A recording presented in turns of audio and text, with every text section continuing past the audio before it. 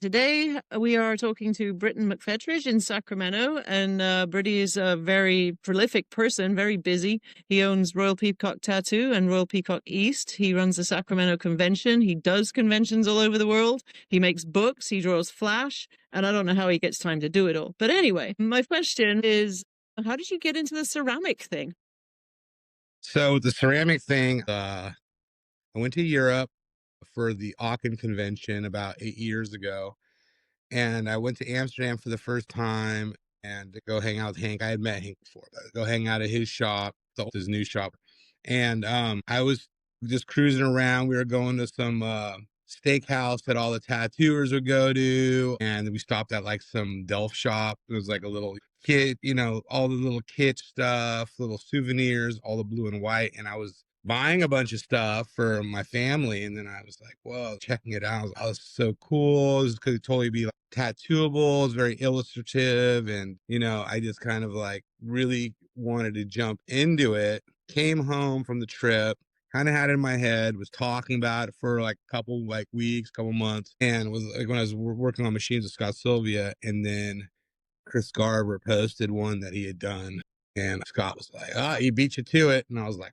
"Fuck." So I kind of jumped in, went to the ceramic place, asked him all these questions. No one really does what the Dutch do or like the Chinese do in the United States. It's not very popular. It's kind of hard to do. It's very secretive. So I just kind of went down this rabbit hole. The first thing I wanted to do is I made this mug for Freddie Corbin's 50th birthday party.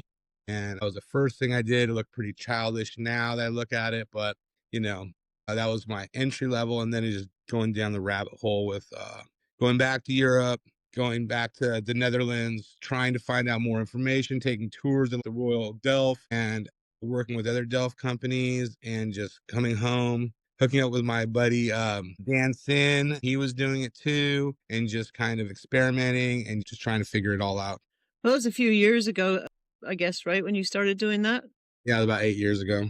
Okay, and you just had an exhibition in San Francisco with it all, didn't you? Yeah, I had an exhibition at the Adrian Lee's Attack Gallery on Larkin. Yeah, in San Francisco. So it ran for like a month and a half. Okay. People can buy this directly from you. Absolutely. Yep. I got a bunch of there's like I made 150 pieces. I think sold about almost half or maybe about half. And then I still have a ton left that I'm selling, and I'll be taking it to whatever conventions I do this year and making more, but I have a lot of it for sale. Well, that's good. And you did a book about it too, right?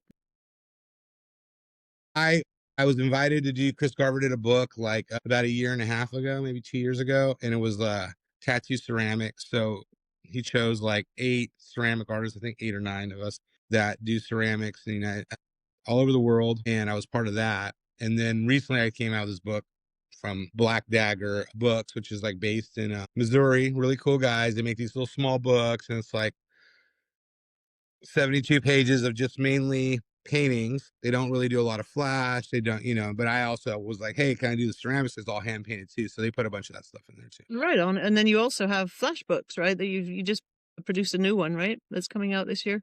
That's kind of the one with the paintings. That was that book Cool. that I'm just talking about. Yeah. But I have a flash set, and I did all these prints that I've done in the past, and I sell all that stuff on my thing too, just trying to paint as much as I can, trying to like basically for me I love painting. I got my bachelor's in fine arts at the San Francisco Art Institute was in painting, so I've always loved painting. Even ceramics, it's all about the painting. It's not as much about the the three-dimensional aspect or whatever. I'm looking for like paintable surfaces. So for the ceramics, it's kind of like a canvas to me.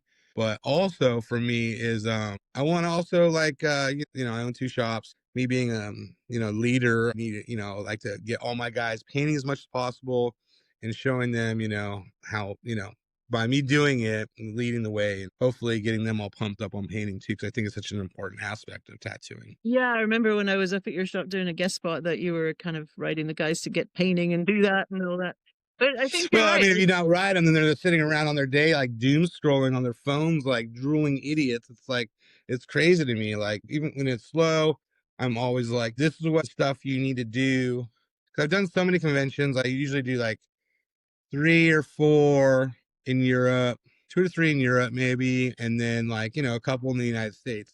couple in California, some in Texas. Used to do something like the East Coast, but whatever. And the thing is, like, when you're busy, you don't have time to do any of this stuff. So it's like, it's almost like you have to take advantage of when it's slow. This is when you like get yourself set up for going to conventions and going traveling and whatever and having stuff, new stuff that people want to see and stuff you can sell. And it's like, just being prepared for the events. Yeah, and if you're bored in a tattoo shop, there's something wrong. We always used to say, right? Right. Yeah, I mean, exactly. Like I just think it's a great opportunity to just make new stuff, be creative, do everything. If you want to tattoo certain kind of subjects or whatever, or you want to learn new stuff, it's the perfect time. And it's really, you got to take. Of that opportunity, and you got to, because you got to keep relevant. I mean, there's just so many fucking tattooers out here. It's like, if you're just sitting around, like your hands open, it's. Yeah, for sure. And your flash is extremely bold and bright and all of that. What do you actually use for it? Do you use the pen and nib, or do you use brush lines? How do you go about putting it together? I'm pretty traditional with all the stuff that I do. Like I kind of come from like, learning from guys like and watching like silent mentors, not learning from them actually, but like guys like, Ed Hardy, Bob Roberts. So I use nibs and I use India ink and I do not use high pads on anything. I use watercolors, acrylics, everything pretty much. Whatever pops. Well, there's an ethical aspect of making paintings and making that you're going to sell the actual products. I mean, there's the commercial side where you don't really care what the original is made out of because you're going to be reprinting it. But if you're selling originals, like there's kind of like a artist ethical thing where, you can't just use some kind of products that are not light fast, that are just going to like hit some light and they just fade out really quick. That's the problem with watercolors. So, the main thing I think is like UV spray, stuff like that over it, to protect it, using the best materials you can use. And do you use the C300 for the paper, or do you use arches or something like that? Mostly use arches, like 140 pound cold press sheets. I do not use the block. I don't like the block. The block is weird. I try to tell all my guys not to use the block. It is different from the actual sheets to the block. And, I've used the block before, but it's not my deal. The sheets, the paper is different. I just cut it out from the sheets. And then in the past, I've used like the 300, but you have to go over with the graphite because, I'll use it on my light table or whatever to my images. I'll draw them out, sketch it out, then I go over pen, and then I have my final, and then I'll nib it out from there. Right on. Do you ever like antique those sheets? I see people splashing coffee on them and all that kind of stuff. Do you ever No, do I any think silly that's shit kind like that? of no. That's all. I mean, they're just trying to mimic cigarette stains and stuff like that, and it's kind of silly to me. It's like I don't really find any necessary. I want what my main thing is. I want the flash to like pop off like electricity on the to the people when they see it as bright as possible. And I think I get it while they're doing it. They're trying to mimic like some old stuff, like old Sailor Jerry sheets or whatever. But if you look at all those sheets, like those Bob Shaw sheets and the Burt Grimm, those sheets were yellow like that and like that kind of tan. It's because those guys are sitting there smoking Right. hundreds of cigarettes a day in the shops. So that's why it was. Those guys weren't trying to, we're going to, I think Sailor Jerry might have done it like putting on the stain. So, kind of you see kind of how it was with darker skin or whatever, suntan stains in Hawaii. But I think for the most part, most of that wasn't done on purpose. No, I don't think so. So how many hundreds of sheets do you think you've done at this point? Do you count them, or do you No, just do them? see, I painted probably more. I'm getting back into painting flash because I don't think I've done enough flash, but I would just paint more paintings, and I usually do.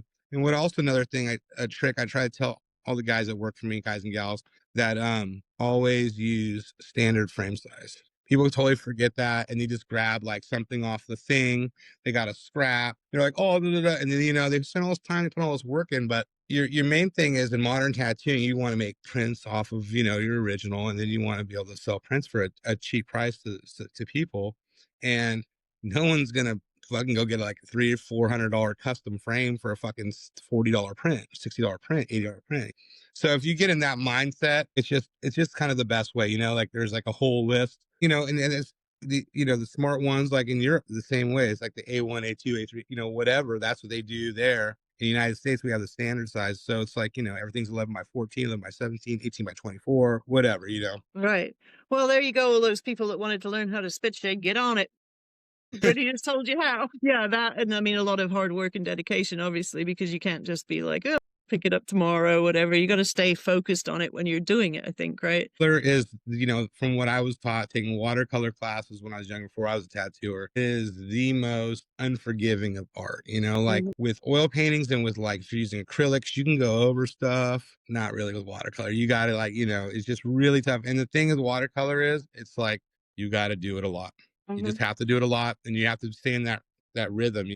And people that kind of quit and then they like get back into it, they're always having a tough time. You just got to get in the groove, and you just got, and painting and Yeah. exploring stuff like brushes. But the thing with watercolors is, you have to spend the money. You get these tattooers that think, oh, I can go on the cheap on this stuff.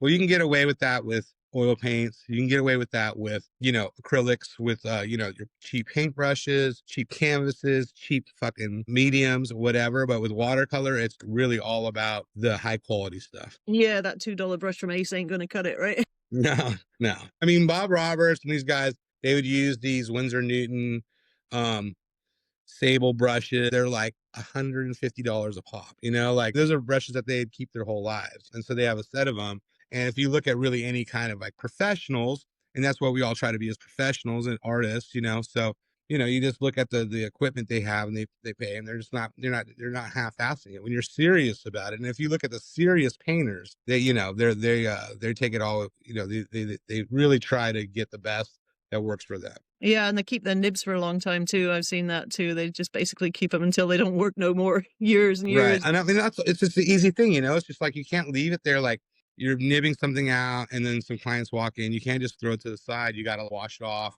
I keep like a toothbrush. I, put bleach, whatever. And you just take care of your, especially with the nibs, because you want that flow. Once you get the perfect nib that just flows so nice, it's the best. Right. Yeah, there used to be the old school tattooers that would keep their needle and tube running the same for like weeks on end because they found the perfect combination, you know? Right. Yeah. Yeah. And they also did with those guys, they were like clamping. They didn't have any quick release. Hmm. So they would tighten it up with a wrench, and it Yeah. would just sit in a little tube and whatever. And then Yeah. after, gross, but I know. whatever. First time I saw that, I was like, good God, it's true. So I'm going into the art side of it. You said you studied art, and did you do that before you were a tattooer or after? And did you want to be a tattooer when you started the course of art doing that? Okay. So I went to school for art before I was a tattooer, and I got into tattooing in the middle of while I was going to college, but I had wanted to become a tattooer way before that, but it was really, really, really hard to get into. And I just, I wasn't so hyper focused on trying to get into it as much as I was at the time. I was just kind of going to school, get my stuff, seeing what was available. And then like when I was going to college, went to Sac City, transferred from there. I got a scholarship, all this stuff. And so San Francisco. And then I was doing a bunch of stuff, like I was like interning at like art galleries and working that, and I was like, "Fuck this shit! Like I don't want to do any of this." And then it's like, "What is your other option?" And I always loved tattoos. I was heavily tattooed, so I was just like, this is what I kind of want to get into. So opportunity presented itself. What year did you start tattooing? 2001. Okay. And did you apprentice to anyone or did you just went for Not it? really. Chris Hayes kind of showed me how to how to put a needle in a tube, how to solder a needle, go counterclockwise, 45-degree angle, whatever. There was probably like 30 minutes of instruction in my thing. It was more of just like sink or swim. Fucking all my friends up, just Yeah. destroying them and the whole When bit. you're an artist, you kind of look at it and you think, oh, it looks artsy enough. And then it's like when it heals, it's like, oh my God, you know? So I got away with a Right. lot because I was an artist first, you know? So Yeah. the struggle is real, right? Right. Yeah, yeah. But I'm kind of glad that because I was a cook before I was tattooing, and before, I went back to college, I had the moment of clarity, like, I don't want to fucking be. And it was before like cooking was cool. There wasn't like any TV shows about it, but it was like a rough job. You didn't make shit for money, even if you worked at a really good place. And I remember my last year cooking was like 99 or 2000, and I was like, I'll never do this again. And I was like making $10 an hour, and I thought I was the shit. Like that was like super high for a cook back then. And it's like the next step would have been a salary. And I really think it's important that tattooers have that kind of work history before they get into tattooing, because it teaches you like basic skills about business, how things are done in the real world. And I think there's this kind of like bubble around tattooing where people always get into tattooing like their first job and they get into it like they get hooked up. They don't really have a kind of sense of how the fucking real world works, and Right. like, like how things are done and structure and all the stuff that I think is really important that I learned from the business side. You need to be on time at work. This is what we do. The customer's fucking right. We want to make the best product ever. Customer service is fucking number one. All these things. And I think a lot of people that don't experience real jobs, be it fucking roofing or, construction, whatever it is, they don't learn kind of how real world business is. And then when they get into tattooing, and they don't have that, they get into tattooing, they're just kind of just like, those are the ones you hear about that are just like play so loose and crazy. And you're like, what the fuck? How are you doing this? Yeah, it's like, what do you mean I have to have a schedule and all this stuff? I Yeah. mean, I actually never had a real job, but I think I worked in so many tattoo shops before I had my own that I took a little piece of everything, and I worked for some very strict people like Crazy Ace, you know? And so when I put my own shop together and started having people work there, then it's kind of like, yeah, we have to have a schedule. We have to, like you just said, we have to have a sense of business, you know? But Right. at the time, I think it was a different time. There was a lot less people tattooing. So the influences that you had were strong influences that had been around for a very long time, you know? Right. So, And yeah. you stuck around those places for a long time, and you learned, you're like a sponge, and you learned everything from those people, from their successes, and that's like, every tattooer should be taking doing that too. Like, no matter where you're coming from, there's something to be learned, from these things, like good or bad. Exactly. So, Yeah, definitely. And I was talking to a guy from France the other day, Steph D. You probably know him. And we probably. were talking about the 90s, you know, octopus Mhm. tattoo. Yeah. And it was funny because we were almost, I think Europe and America are two entirely different tattoo cultures, I guess you could say, you know? Absolutely. But it was funny because talking to him from the 90s, it was like talking to myself almost, you know? So it's Right.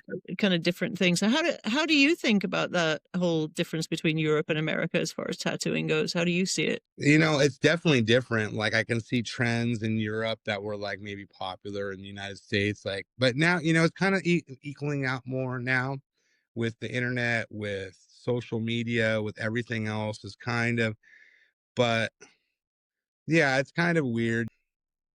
It's different, definitely, and like when okay, well, so for instance, when I was like go to these European conventions, they make all these little line drawings, they have them all cut out, and they fuck, okay, whatever, and but that's how they train the people. People were like, that's what they wanted to see, and I was like, Yeah. well, I could fucking just draw whatever you want. Just ask me what you want, and I will draw it for you, and we're gonna get it figured out one way or the other. Right. But they just want to see something and pick from it, and it's like weird to me because it's just like outline drawings, it's like they're not filled or whatever. And it's just like that became like the fad. And then now it's in the United States too. And it's like, it's all these weird trends, and it's just different. And you also don't see like the gritty tattoo shops that much in Europe where it's like, we're open till midnight. We're open till 2 in the morning. You don't really see a lot of that. Like, that's more in the United States because I kind of think Europeans have like, for the most part in Western Europe, they have a lot of things that Americans don't have. Like, they have like the fucking free healthcare, all that shit, whatever. And they're not driven as hard as Americans are. Like, we have to like really work our ass off. So we're like dedicating more time to it. Yeah, for sure. I mean, I think when they see somebody pick up a pen and a piece of paper and just bust out the design that they want, though, it's a great attraction. People are instantly drawn to that. They're like, holy cow, can't believe you just did that, you know? So that's a Right. selling point. Yeah, but it's just like they don't.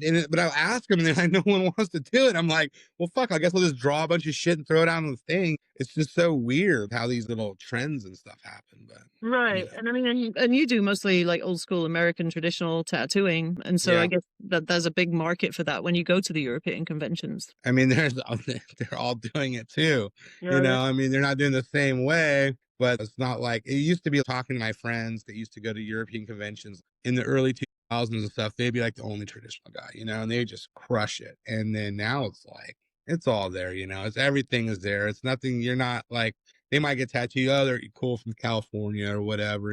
But everybody's doing it. There's different styles to it or whatever. But Yeah. It's not like we go over there like anymore and it'd be like really cool because there's fucking shit tons of tattooers that are all traditional in Europe too.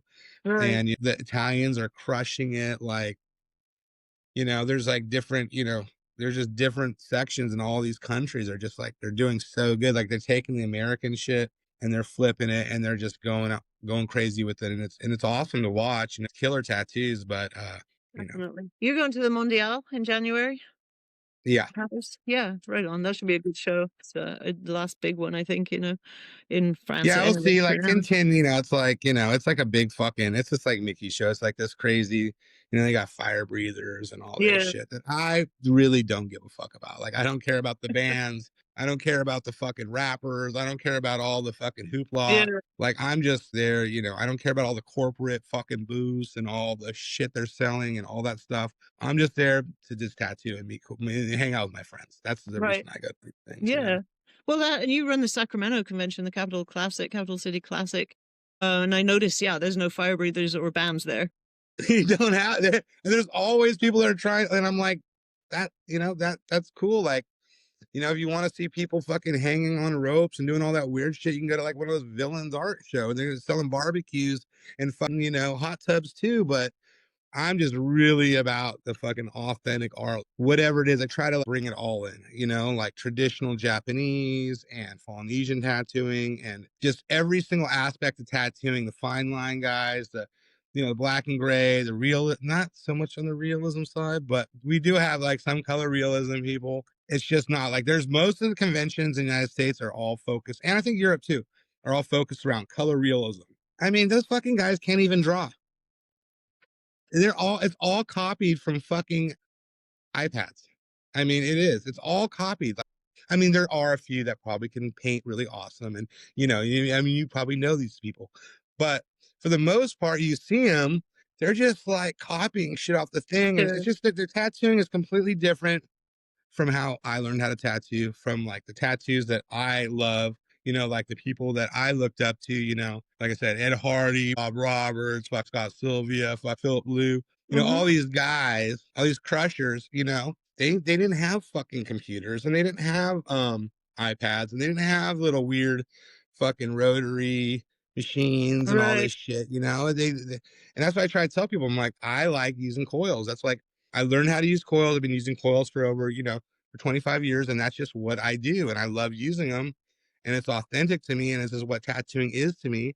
And everybody that I love their tattoos that are sick as fuck, that were the people that created the path for us, they all use coils too. Like, so I'm not into like the super hyper realism and all that stuff. I just don't think it's not tough to me. And I just like tough tattoos. That's why I like American traditional. Right. Well, and I think, I mean, we all kind of tend to look at it, people from our generation of tattooers, and be like, that shit's going to look terrible in 10 years, And I will say that I went to a convention in Mexico in April, can't remember, but there was 200 tattooers there, and every single one of them was using an iPad and copying something off of it, and they all had their headphones on, and they were torturing these poor people, the clients, for like 1 or 2 days just to win a prize. And I'm like, this has nothing to do with the spirit of And that's what tattooing, they always do. you That's know? their little move every single time. That's their move. They get one client, they're going to do this crazy fucking thing on Mhm. them. But like, what about the people that wanted to get tattoos? These guys can't do like just regular tattoos. They can't do like a tattoo that's like a one shot softball shot or whatever,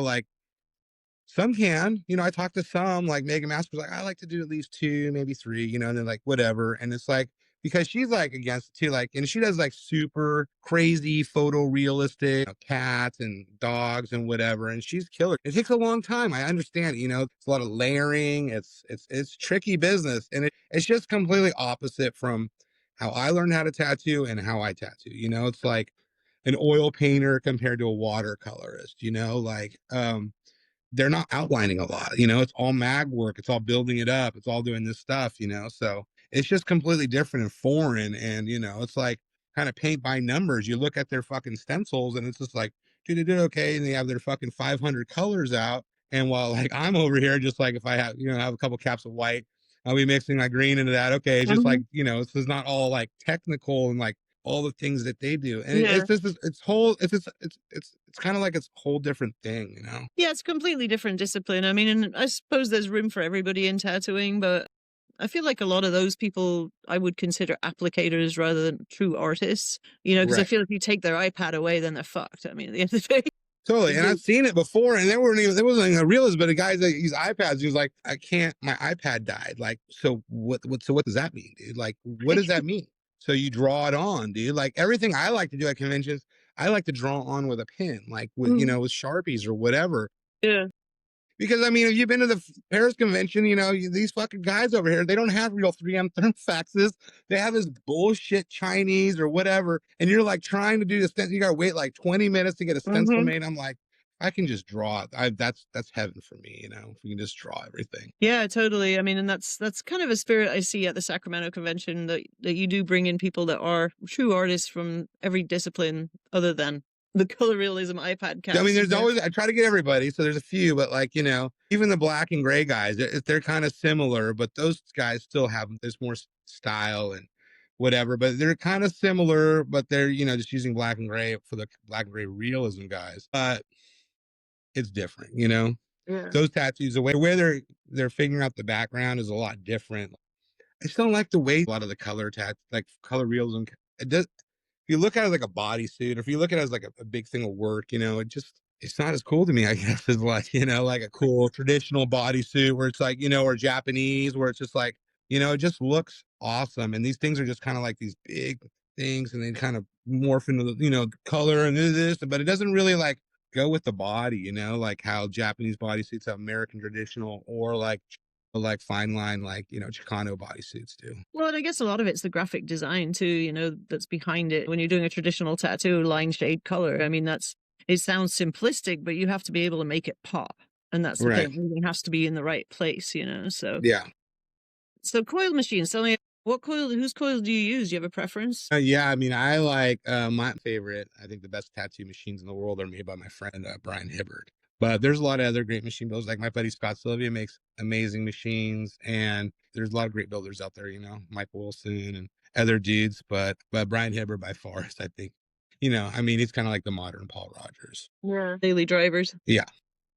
I mean, they're so expensive. So there's like buying a Luger. He makes them each piece by hand. They're not like production or anything. There's no shims. You could like take them apart, fully take it apart, put it back together. It runs exactly the same. There's no that because everything thing is built for that one machine. Like the coil height, everything's different. It's like there's no standard, like whatever. And it takes them a long time to build each one. That's why they're so expensive. Right. Well, I'm sure they're not as expensive as the pens, or maybe. Yeah, I they're don't way know. more than that. Are they? They're like 4 times as, I mean, like at Oh, least really? twice as much. Well, obviously I haven't bought one, so but I believe you. Right. I think they're like going like $1,600. The pens are like what, 1,200 or 1,000 or something. And they're like, what? They go out after 2 years. They're smoked. They like talk about them like, oh, how many hours on it, like it's like a boat motor or something. It's like, Right. dude. And some of those guys that make those are really, really cool. I'm not gonna put them down. Like, Bishop has always been down. They've given me the whole setup, and I was just like, they showed me kind of how to do it. He goes, oh, here's her fake skin and all this stuff. And I was like, oh, just kind of. And they're really cool guys. And they were always like, we're gonna get you on the dildos or whatever. And I'm like, can't do it, bud. Cannot do it. Can't do it. But they're really nice guys, and I think they make a really good product for those people, because I know a lot of people that use their stuff, but it's just not for me. And cool thing about coils is they're going to last you a lifetime. They're actually, the cooler they are, the older they are. Like you can still get a machine that's been like 120 years old, and if it was made really good, and you can still be using it to this day. You're not going to find anything with a rotary motor attached to it. You're gonna have to replace that, and whatever, after a certain amount of time. So Well, and you can rebuild them. I mean, whatever happens. I mean, well, the thing about coil machines is you can go to Home Depot and build it all yourself if you want to. All you need is a hacksaw and a wrench or whatever, and you're in it to win it. Like, Yeah. Well, and I feel like quills are really delineated for their job too. I mean, we tune them to do specific jobs, and they do it, and you can actually really fine tune that to how you work and everything. Like I have a machine for tight 3s. I have a machine for like 7s and 9s, and ones for like 13s. And those are basically like the 3 kind of, I'll also use 5 mags. I'm Mhm. still want to use 5 mags. Don't want to use the fucking 5 mags anymore. But if it's like for some really intricate tight shit, and then like for my liners, it's usually tight 3s. I don't really use singles that much. I don't really, but tight threes, maybe sevens, nines. That's about it. I'll just like loosen them up if I want to make them bigger, but I'm not using hot dog liners like some of these kids, like these fucking 14 round all blown out. Because those outlines are going to look like dog shit too in like 5 or 10 years. Yeah, and I think part of that is that a lot of these people haven't seen these tattoos come back in 5 or 10 years, where we have, right? So Right. we kind of know what we're Totally. looking at. But I will say, I mean, I am guilty. I use the pens because my hands hurt now, and I was highly embarrassed in your shop doing that. But it's what it has to be. But I No, it's tell you fine. I what, mean, dude, like to each his own. I'm just when I'm talking about it, like I'm like I'm not judging anybody. no, Like I worked in Chewy shop, little Chewy, and and it's all black and gray guys. mhm, And I'm like the only one in fucking, I'm just like, "Gah, gah, gah, gah, gah, gah," with my like, coil machines. And they're all like sitting watching like fucking movies. And it's just like, and it's just like, they're like, whoa, that fucking shit is loud, bro. And I'm yeah. just like, Yeah, I mean, I feel like the other day I was fingering out because I hate the fucking pen machines. I really don't like them. I miss my coils every day, and I finally figured out why the other day. And I think part of it is you can't just cinch the elastic band down and go. So these pens, right. as we're coming around a corner trying to do it nice, sometimes they'll go whoop. What the fuck? You Yeah, don't have the yeah. same control.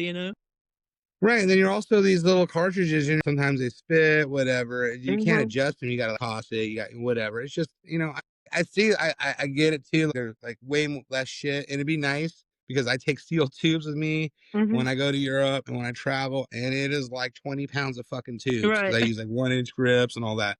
So Yeah. it's a nightmare, and it would be nice to just be able to fit everything in like a little shoebox, and I have my whole setup that I can, run forever. But it is what it is. This is what I'm used to. So Yeah, for sure. And I mean, I think it's definitely a good idea to keep those traditions alive because they'd pretty much die out fast if no one was actually sticking to it. Because probably 80% of tattooers now use the pen machines. But I do see right. coils coming back. I think I see a lot of younger people using coils now, which I think is great. So obviously there's some kind of impact there. Like, yes, I think it's a better tool. Yes, I said it, whatever. Yeah, But yeah, yeah. I I mean, mean, I guess it's back to tools. Like if the tool does the job, then I guess, we just have to go with that, for right? some Whatever. part, I get that, but I mean, I'm always going to be whatever. And also it's like, hey, if I was going camping or something, or I don't want to do a little tattoo on my friend. Those pins are cool, whatever, Mhm. But Yeah. I'm not really doing any of that shit. So I tattoo in a tattoo shop. So if I was in prison or something, they'd be really cool too, Yeah. But I'm not planning on going to prison either. So it's like, it is what it is. No, sounds like a good plan. What about colors? Whose colors do you prefer? Do you mix colors? Do you have any ones that you like to use daily? I really like the English stuff. Dermaglow. Mhm. I still use Eternal because Tramp was super cool. He's always a cool dude. I know things change. He's not really part of it that much anymore. He sold the business, but he was always really good to us. When was a part of a supply company, Old Standard, and he gave us killer deals, and he was just really cool, and he's just like a real ass dude. He's like years old in like Detroit, and he's a gnarly dude. You don't Yeah. fuck with him.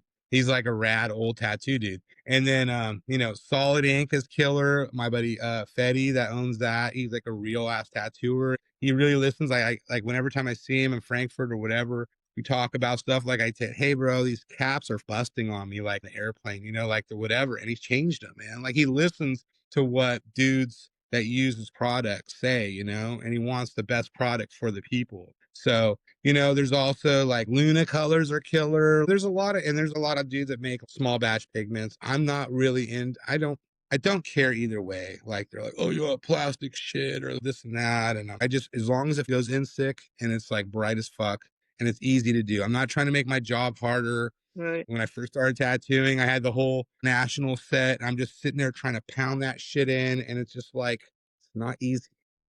And No, then you're using like lipstick red and you're like, this is too easy. So yeah, the different things. I like Legacy.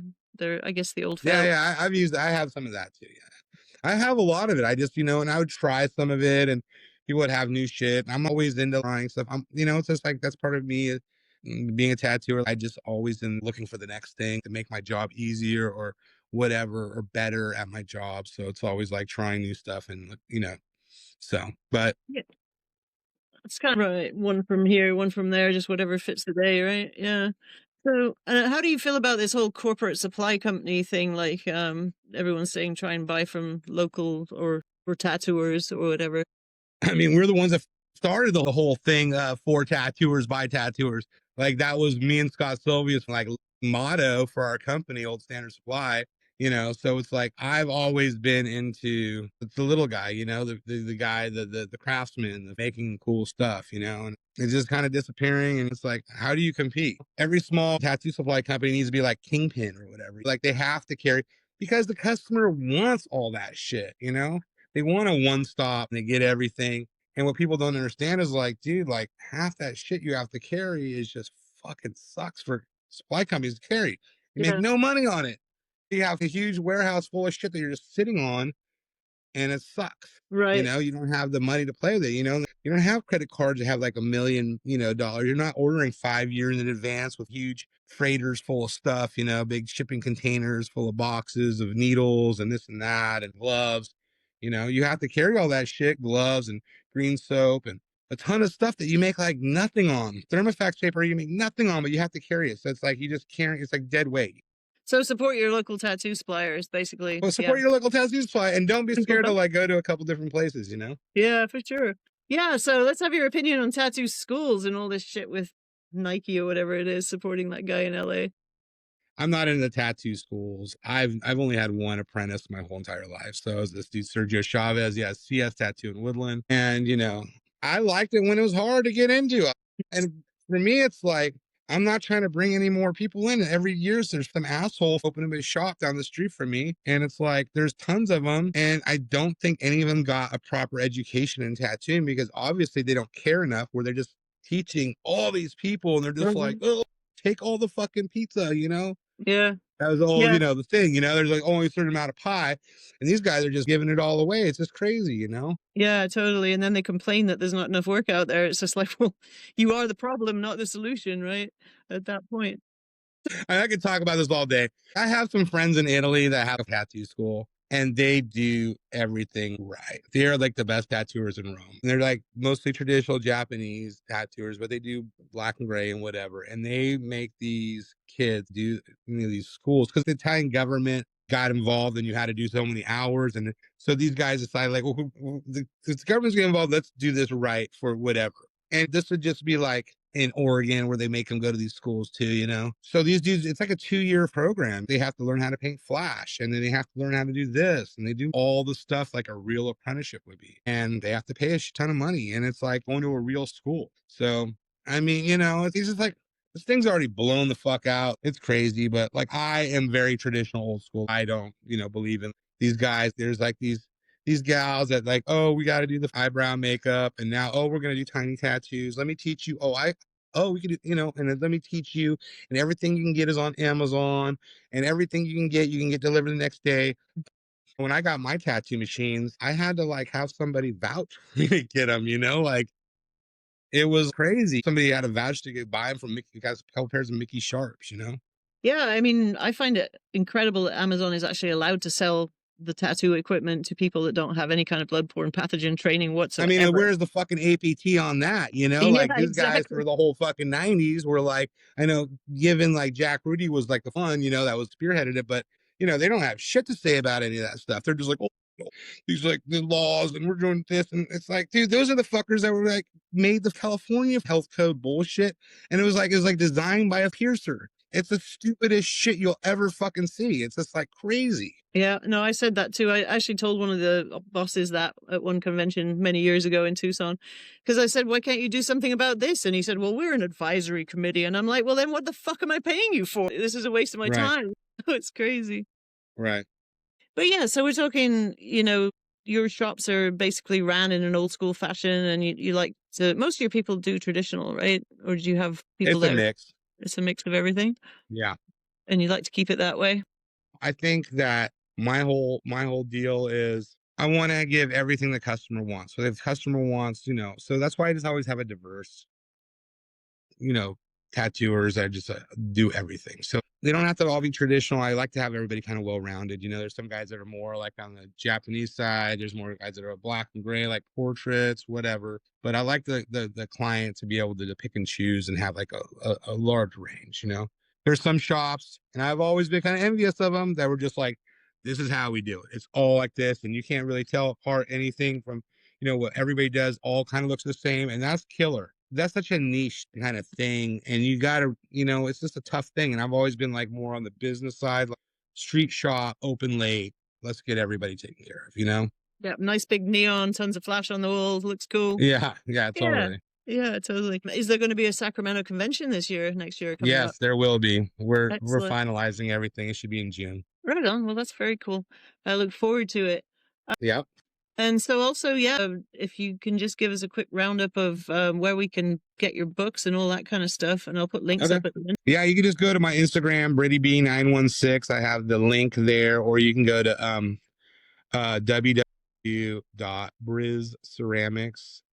www.brizceramics.bigcartel.com. That's all on my Instagram too. And then I'll lead you to the whole thing. And there's like 110 fucking things on there to buy, like from original paintings, the ceramics, the flash sheets, print sets, everything that I make is on there. So it's I kind of was lagging on it, and I just redid it all, and it's all there.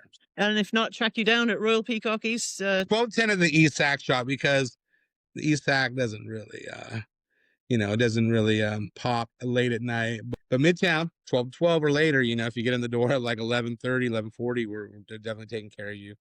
And Yeah. that's almost 20 years. Next year will be 20 So years. really, So. yeah, congratulations. I was just going to say that's been a popular walk-in shop for a long time in Sacramento. Doing Yeah, well. it's just crazy. It's like the jungle down there, like just. It doesn't get much better, does it?